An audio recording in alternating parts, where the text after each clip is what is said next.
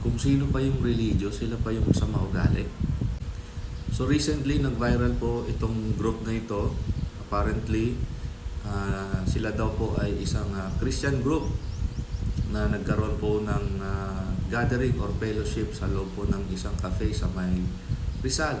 At ito po ay nag-viral dahil sa ilang mga issue na nangyari po doon sa cafe. So dahil sila po ay mga Christian, okay, Christian group daw po ito, so nagkaroon po ng negative notion ngayon po yung mga tao na nakapanood po or nakakita po ng balita na ito na kung sino pa yung religious, sila pa yung masasamang ugali. So ano po yung matututunan natin dito sa nangyari? First, dahil kilala ka o kilala tayo na Kristiyano, dapat po alagaan natin yung ating testimony, di ba? Ang sabi po ng Bible in Luke chapter 6 in verse 43 hanggang 45, a good tree does not bear bad fruit, nor does a bad tree bear good fruit. For every tree is known by its fruit. For men do not gather figs from thorns, nor do they gather grapes from a bramble bush.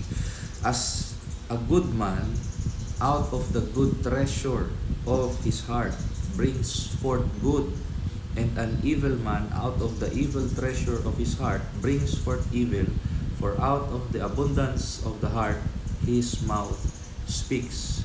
Ayan, ang pagka-Kristiyano po dapat natin hindi lamang sa bibig natin, dapat we are Christians in our heart, no? From the inside, totoo po yung pagiging Christian po natin. Pwede kasi marami tayong alam sa Bible, but then again, hindi po na-transform yung ating heart. Katulad po nga ng sinabi ni Apostol Pablo, knowledge puffs up. Kung marami lang tayong alam, pero hindi naman po nabago yung puso natin, so yung alam po natin sa Bible ay ipagyayabang po natin. At ito pa po yung sinasabi ng Bible in Matthew chapter 5 in verse 16, let your light so shine before men, that they may see your good works and glorify your Father in heaven. Ayan.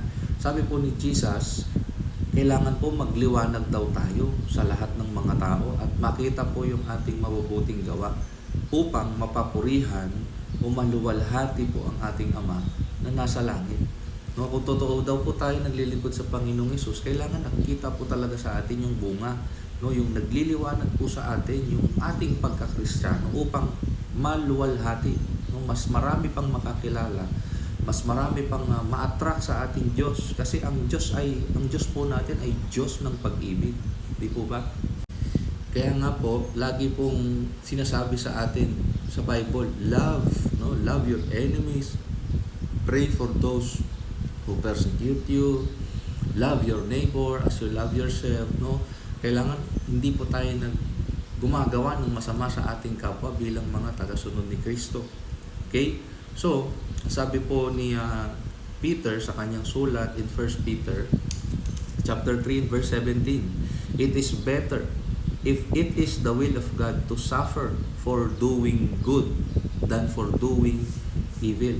So, ang nangyari po, maybe nakaka-receive na po sila ng pangbabash or anything else, it's because mayroon po silang nagawa na hindi po nagustuhan ng mga tao. Kaya sabi dito sa Bible, it is better to suffer for doing good if it is the will of God. No, yun po yung sinasabi ng Bible. If it is the will of God to suffer for doing good, not for doing evil. Kasi it is nakakalungkot, no? Nakakalungkot po na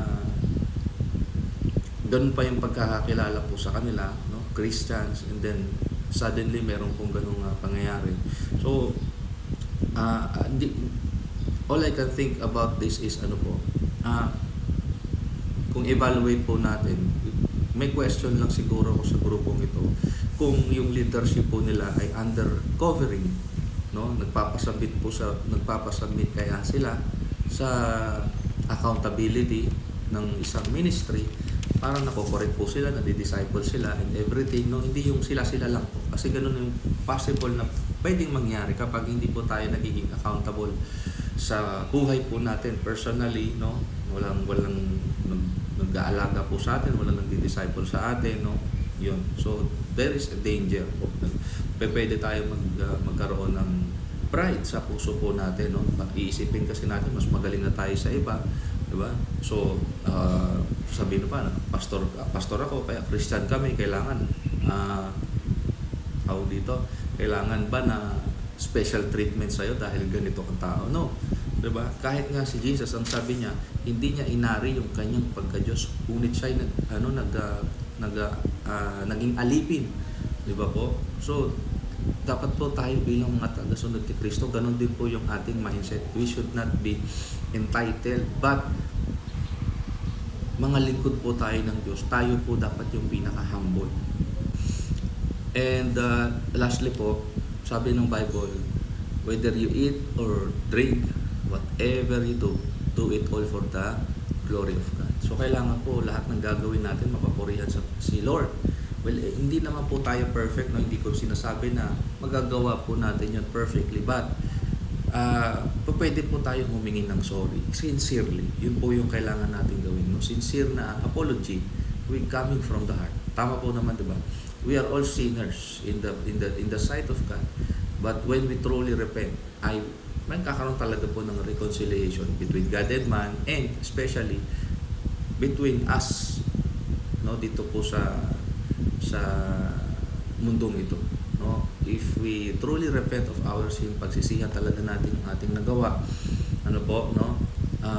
Siguro ang advice ko lang for this group is to really personally visit yung cafe na po na yon, or kung meron pa po iba silang nagawa ng ganon, o sincerely apologize personally and own up to their mistakes, no? Para magkaroon po ng reconciliation between both parties. Ayan.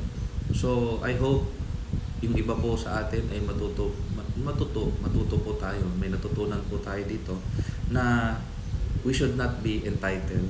Okay? We should not be harsh to any people, no? Kahit na ano pong estado po nila sa buhay. We should be exemplifying Christ-like attitude. No po? Kailangan po nakikita sa atin si Kristo saan man tayo pumunta. So, God bless you all po.